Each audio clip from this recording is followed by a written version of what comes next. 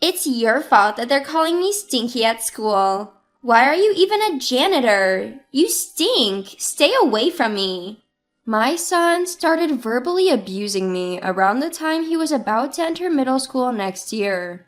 I guess he was probably being teased at school because I worked as a janitor. My name is Kathy Anderson. I was 34 at the time, and my son was 12. My husband passed away due to an illness shortly after our son started elementary school. To raise my son, I started working at a cleaning company. My son was a kind kid who often helped me, but in elementary school, he started to change gradually as he was ridiculed for my job. When he entered middle school, he started hanging out with kids who were not well liked, even getting caught playing outside at night. I was frequently called to the school due to his misconduct. Raising a child as a single mother was tougher than I had thought, but by his third year in middle school, his bad behavior stopped abruptly and he began to focus on studying. It seemed he was scared straight after witnessing his friends get caught by the police for shoplifting. I don't want to live a bottom-of-the-barrel life like you. I'm going to study, graduate from a good university, and lead an elite life by getting a job at a reputable company, he began to say. While I had mixed feelings about his words, I was relieved that he had finally started to show some motivation. I thought the priority was to let him focus on his studies. It was indeed joyous to see him entering a good high school and studying hard. And so my son was admitted to the high school he had hoped for. I was truly delighted. The high school my son attended was private, and both the admission fee and tuition were far from cheap, but I managed to cover them by increasing my shifts and tightening my budget. Hey, what's with this pathetic meal? I need to eat more nutritious things, Give me better meat. I'm sorry, I'm doing my best, but paying the tuition is all I can manage. Then work harder. You're just feeding me this cheap food. Are you even my parent? It's a parent's duty to support their child. His verbal abuse got worse after he entered high school. Perhaps because many of his classmates came from wealthy families, he might have felt miserable about his own circumstances. To spare my son any embarrassment, I cut back on my own spending, buying nothing for myself and using everything I had for him. Although he's abusive now, I believe he will understand when he grows up. Remembering how kind he was in elementary school, I spurred myself on. I'm going to study abroad when I go to college. Huh? I want to go for about a year, so I'll need around $30,000 to $40,000. That much? You're not going to say you can't afford it, right? It's a parent's duty to fulfill their child's wishes. Don't use poverty as an excuse. I understand. However, if he goes to university, there will be more tuition fees. How could I possibly come up with the money for studying abroad? Even now, my life is already on a tightrope. So I asked the cleaning company to switch me to an early morning shift, and then started working at a 24-hour supermarket late at night. I worked at the cleaning company from 7 a.m. to 3 p.m., went home to prepare dinner for my son and do household chores, and then worked at the supermarket from 5 p.m. to midnight. On the days when the cleaning company was closed, I filled in part-time at the supermarket, working without a day off. In doing so, my son was able to enroll in a well-known private university he had wished for. Since I only graduated high school, I was happy that my son could go to university. In his second year, he went abroad to study. The university fees were substantial, so I could not cover all the study abroad expenses from savings and had to take out a loan. Life abroad seemed to cost a lot, and I often got requests for money from my son. But I thought it was pitiful to let him struggle in a foreign country, so I kept sending him money even though it meant accumulating debt. After a year, he successfully completed his study abroad and returned home, although it meant delaying his college graduation by a year. My son came back and immediately started asking for spending money again. Hey Derek, you're a college student now. Couldn't you get a part-time job? Huh? You think it's okay for your kid to work and have fun? Unbelievable. I don't mean it like that, but couldn't you try to earn your own spending money? I have my studies. That's a student's job. If I took on a part-time job, I wouldn't be able to properly job hunt. Do you want to ruin your kid's future as a parent? This is why I can't stand people with a low level of education. I'm sorry. My son was the same as ever, but I was relieved to be able to get him through college safely. He got a job at a pretty well-known company, and it felt like a weight had been lifted off my shoulders. Once he started working, he finally stopped asking for spending money, which made life much easier. But the debts from his college and study abroad were still there, so I kept working day and night. After 4 years of him working, I was almost done paying off the debt. My son never contributed any money to the house, but I managed. I tried talking to him about contributing a little if he's going to live here, but he said, You expect your child to give you money? Being a working adult means having social obligations, and it costs money. You, a cleaner, and I, who work at a large company, are not the same. So I never mentioned it again. It's tiring to argue like this every time I say something. Maybe by this time I was used to living like this and didn't find working day and night too hard. But unknowingly, maybe my body was screaming for a break. I was probably pretending not to notice. One day, while I was cleaning a certain building, I saw my son coming out of the elevator. I inadvertently called out to him, "Derek!" When he saw me, my son made a very annoyed face. Huh? Who are you? Excuse me? I don't know any dirty old woman like you. Don't talk to me so casually. It's annoying. Derek! It was a huge shock to be yelled at by my son like that. My son didn't even look at me properly and quickly left the scene. That night, after finishing my late night shift and returning home, my son, who should have been sleeping, was up drinking beer in the kitchen.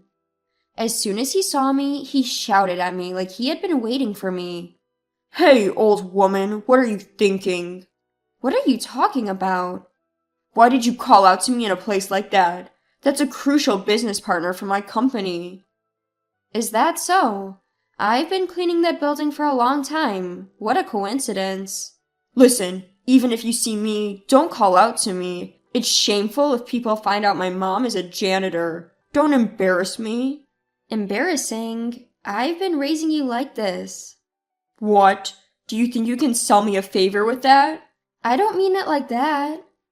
Anyway, if you see me outside, we're strangers. Don't casually talk to me. It's a shame for me if people know someone like you is my parent. It was quite a shock. I had been working day and night like a workhorse for the sake of my son, never expecting him to say something like this. I had been hoping that one day he would change, but now it felt like that day would never come. As I worked with these thoughts in my mind, I slowly started to feel faint. When I came to, I was lying in a hospital bed. The doctor told me it was due to overworking. You seem to have accumulated a great deal of fatigue. You've been pushing yourself too hard, haven't you? Did I pass out? Your colleagues were worried. They said you always work too hard, Mrs. I see. I ended up staying in the hospital for about a month for recovery. Of course the hospital staff contacted my son, but not once did he visit me during that time. But my colleagues took turns visiting me in the hospital, which was very encouraging. The person who rushed to see me first when he heard I collapsed was Mr. John Harrison. He is a kind person who always praises my work and is considerate of me. He had lost his wife early and raised his daughter as a single father.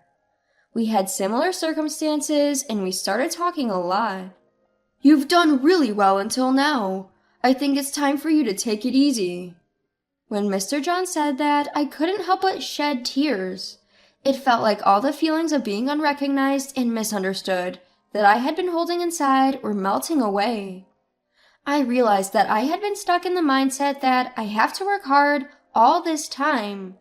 A month later, when I was discharged from the hospital, my usual daily life was waiting for me. But I had stopped expecting anything from my son, so I felt a bit lighter.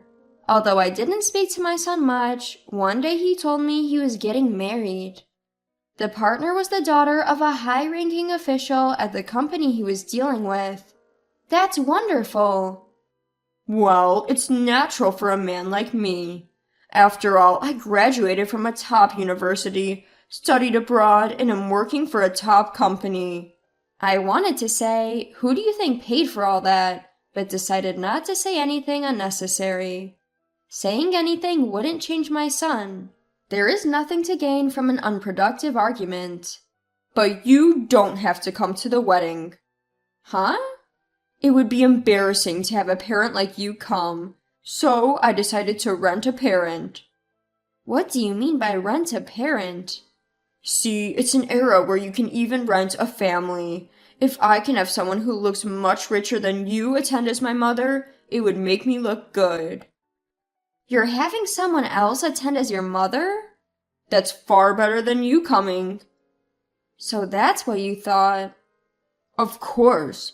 You are not suitable for a top-class man like me. Don't come to the wedding as a poor, low-class person who scrapes by. Okay, then I don't care about you anymore. I'm going to move out of this house once I get married, and I'll never come back. I'm cutting ties with you. Okay, if that's what you want, I don't mind. Well, with that settled, I'll finally be free of having to see your poor face ever again. With that, my son announced his plan to move to his new place a week before his wedding and left. I said nothing and merely watched as he walked away. I thought at last everything was over. There was still one concern I had, but I didn't share it with my son. Little did I know how it would unfold. On the wedding day, my son called me incessantly, like a madman. Being quite busy, I initially decided not to answer, but his relentless calling left me with no choice. What the hell are you doing? Pick up the phone straight away. Not like you have any serious business anyway. I'm actually quite busy, so what's up? Isn't today your wedding day? Yeah, that's why I'm calling you. Get over here right now. Huh? What are you talking about? I'm inviting you to my wedding. Be grateful and come now. You don't want to see a poor person like me again, do you? Wouldn't you be embarrassed if I attended? You got a stand-in, didn't you? Quit the chatter and just come. You'll get to see your son in his glory. As I said, I'm busy. I don't have time to attend such a thing. Such a thing? Yes, so goodbye. As I was about to hang up, my son stopped me in a panic, his voice desperate. You wouldn't happen to know a guy named John, would you? The CEO of the company where my bride's father works? Why so? He approached me all smiles, saying he owed you a lot. Oh, you mean John Harrison? Yes, him. He's the guest of honor today. He said, I'm overjoyed that my precious employee's daughter is marrying Kathy's son. Oh, I'm quite familiar with John. Really? How do you know the CEO of such a big company? I told you before, didn't I? I work as a cleaner in John's company. That building? John is the CEO of the building where I met my son at work. He's a wonderful boss who cares for each and every one of his employees and is even friendly to us cleaners. We got talking when I once returned something he had left behind at the washstand while I was cleaning the toilet.